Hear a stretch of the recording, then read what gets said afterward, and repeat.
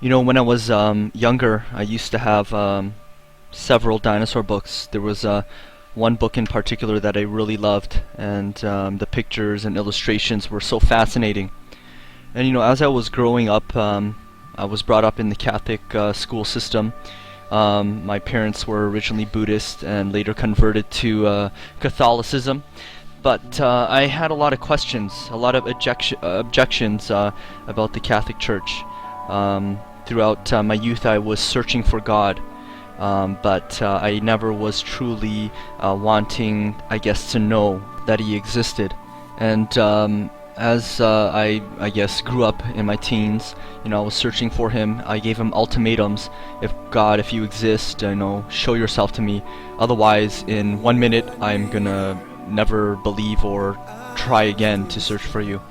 And I got no answer, and I tried that many times in my youth. And so I decided basically God doesn't exist. And well, simply it was my heart wasn't ready. I'd rather live according to my rule book. And so I had a lot of questions about the Bible and about God, in terms of the age of the universe and evolution and how that all fit together with the Bible, since it mentions nothing like it. And why does God let people suffer? And so I had all these questions about God.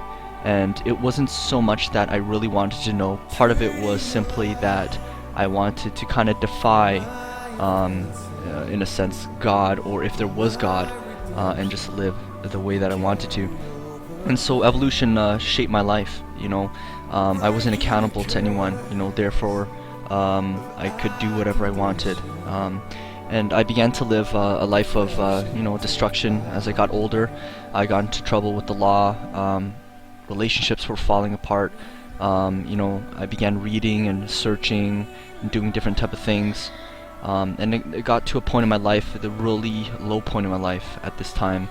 And I basically laid it all down, and I said, you know what, God, I've tried it my way and I failed. And if you exist, I want to serve you. I'll step out in faith and I'll just believe. And that night, I got on my knees, humbled myself, and asked God into my life, and I became born again that night, and just entered into a relationship with Jesus, with God. And I started getting my life back on track. My wife, which we were separated at the time, I made amendments with her. Asked for forgiveness for just the things that I've done, and we worked out, and He just transformed our marriage, and now it's a family of 5 of us. And growing up, the dinosaurs, Neanderthals, and fossils, I didn't know how it all fit into the picture, the big picture. So I began, researching evolution, the facts, the evidence, then researching creation, evidence and facts. And at that point in time, before I didn't know the difference between them, really. I just knew that, hey, I believed in evolution. We have so many similarities to these animals, and therefore we evolved. But after examining research and listening to people talk about it, debate about it, my conclusion was that evolution didn't add up.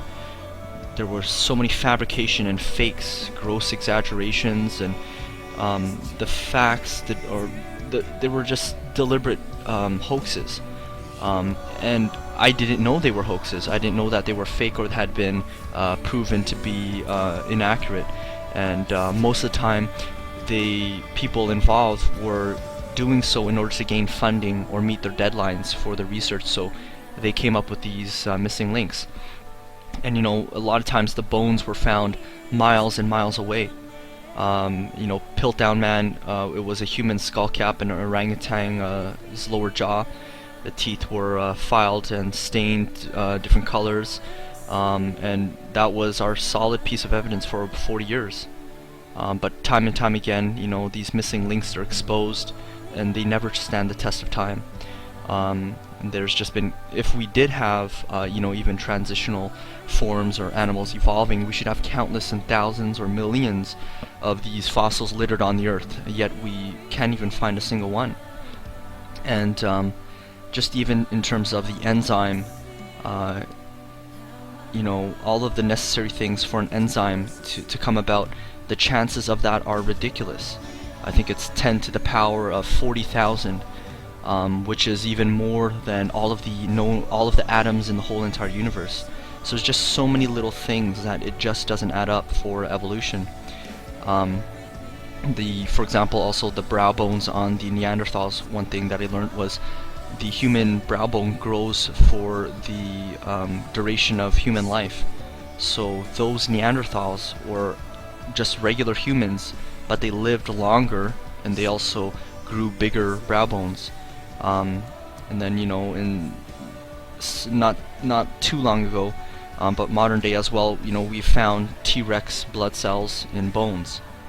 If dinosaurs evolved for millions or billions of years, then those blood cells should be completely destroyed.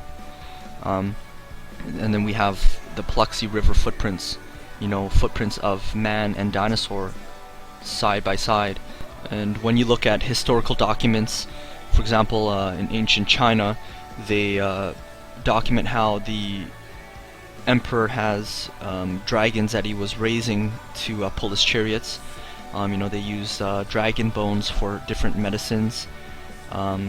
Alexander the Great, when he invaded India, he brought back reports about hissing dragon living in a cave there. Herodotus talks about the griffin type of dinosaur guarding nests around an area that he went in Asia. And even Beowulf, the story of Beowulf is about a T-Rex that he basically pulls off one of its arms and kills it that way. So throughout history, dinosaurs have lived with man. You even have Peruvian rocks that are carved, all these different various types of dinosaurs, and they even depict accurate dermal frills. Until only recently did scientists find out that there were these circular type of patterns when they found preserved skin on a dinosaur. I never really understood why evolution and creation was such a big debate. But the reason why it's such an interesting thing is because it shapes who we are, our origins, where we come from. It shapes the mind, moral ethics, and ultimately we're accountable to either no one, or we're accountable to a creator that made us. People would rather believe in evolution and hide behind the theory of evolution because they don't have to be accountable to a god, and they want to just continue hiding behind that. And that's one of the major motivations that I had in my life at that time. I would rather just kind of, I'm going to put it back on the back burner and just ignore if there's any truth behind God. Ultimately, life is going to pass us by like in a blink of an eye, like a flash of light. We're in this world for a moment, and then in eternity we'll be somewhere else. Whether that's heaven or hell, we have to decide. And evolution and creation, the viewpoint that you take, it's your worldview. It's where how it shapes the way you look at the world and the decisions that you make. And when I was back in that place, the lowest point of my life, I wanted to just give up, and I was just sick of life. But I took that last step and said, God, if you are there, I truly will serve you. I want to serve you, and I want to live for you if you're there. And like in Luke 7:7 it says, ask and it shall be given you, seek and ye shall find it, knock and it shall be opened unto you. And I believe it's so true. If you truly are searching for God, I believe He will reveal Himself to you. And that invitation is open for anyone and for everyone. And so God's invitation is open. He wishes that nobody perish, but that all will live with Him in His kingdom. And maybe you haven't put Him in first place in your life and sought Him out, but I encourage you to do so. And it's a decision you'll never regret. So in closing, thanks for watching. Subscribe or like or favorite, and I'll see you guys next time. God bless, guys.